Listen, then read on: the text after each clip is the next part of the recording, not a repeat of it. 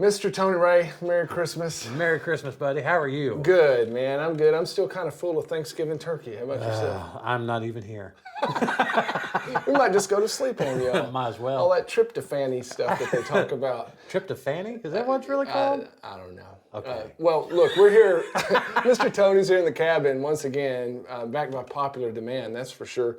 And he's got a beautiful arrangement of Jingle Bells that we just played there.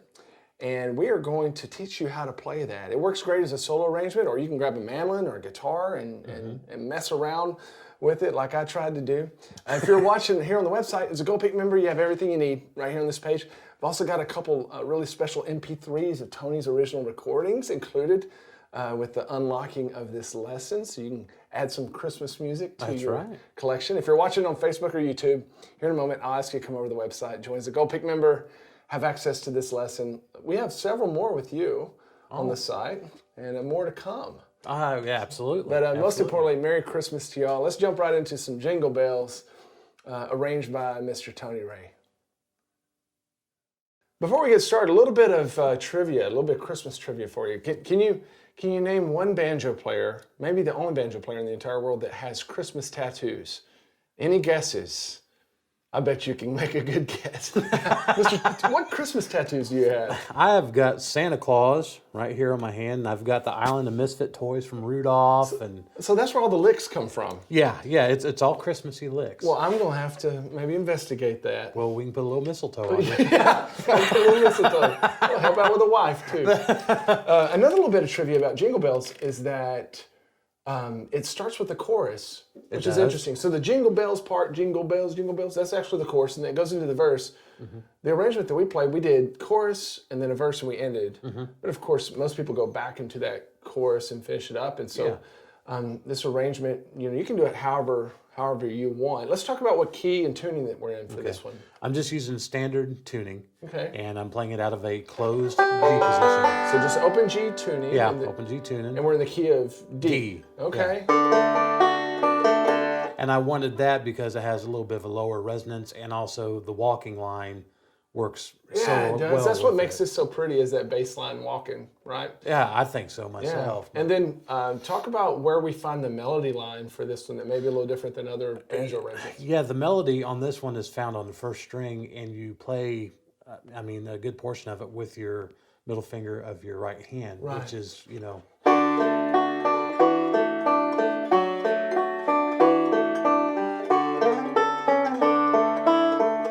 So there's a lot going on, a lot of moving notes that makes it sound more complex. But I want people to realize, as we look at the tab here in just a moment, realize that the melody itself is the straight up melody. We're not getting that. So if you were to just play the melody by itself,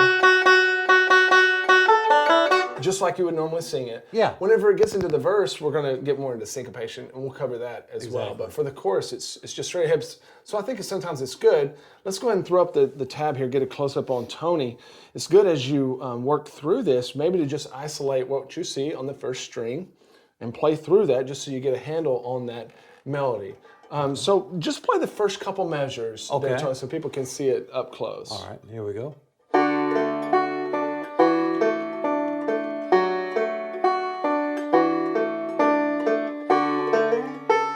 So, the bass line is walking from that low D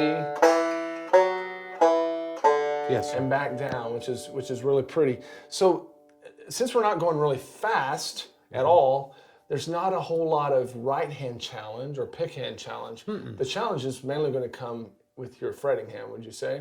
It is, because you want to do, it's kind of like a less is more. Right. So you want to do more, but it's just basically playing out of the chord. And it, to me, it kind of opened up, I can do all this and still be holding the chord, and still have your melody. And that brings up something as far as our positioning goes. We need to be strategic because we want it legato. We want there to be a lot of resonance. And I think when you first look at the tab, it can be tempting to kind of jump around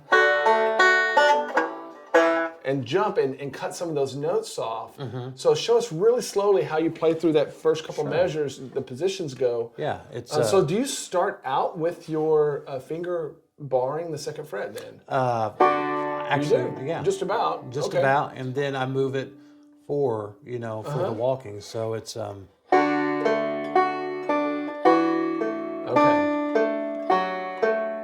Okay. So then the only thing that changes there in measure, what's labeled measure 3, it's the second measure on the line, is just your ring finger comes off of that 4th fret down there. yes, sir. Yeah. That's it. So there's going to be a lot of barring with our index finger there. Now as we move into that next part where the melody goes, we're moving up to this 6th interval. Yes, And sir. you're going to do that with your first and your pinky, or Yes, sir. okay. I have a hard time with my pinky. Okay. I really do, and I know some folks do, and it's you should do it like this, but I'm always been an advocate for if it's comfortable, Right. do it the way you're comfortable with it. So there's a little slide that you're doing that's not notated in the tab, but you play the first measure 4 there. We play that first note, and then you kind of carrying up, sliding into that 6th fret. And then the same thing sliding back down. Exactly. That's just a little bit of it's just a little spice. element in there. Yeah, Yeah, that's that's really nice. good. And then we're going to bar at the end of measure 4. And then back, keep that index finger down in measure 5.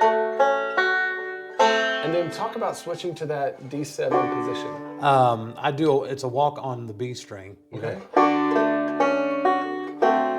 So there's a bit of a stretch there. Yeah, Because we're covering 2nd fret, 1st fret, and then with our pinky reaching way out to the 4th fret. Exactly. But it adds such a nice color. Yeah, to it does.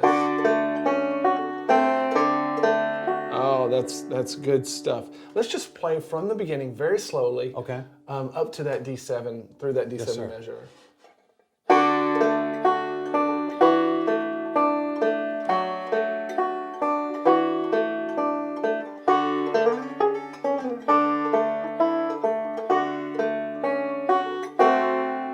Oh, that's beautiful. Now we're going to have a chord change here with this second line.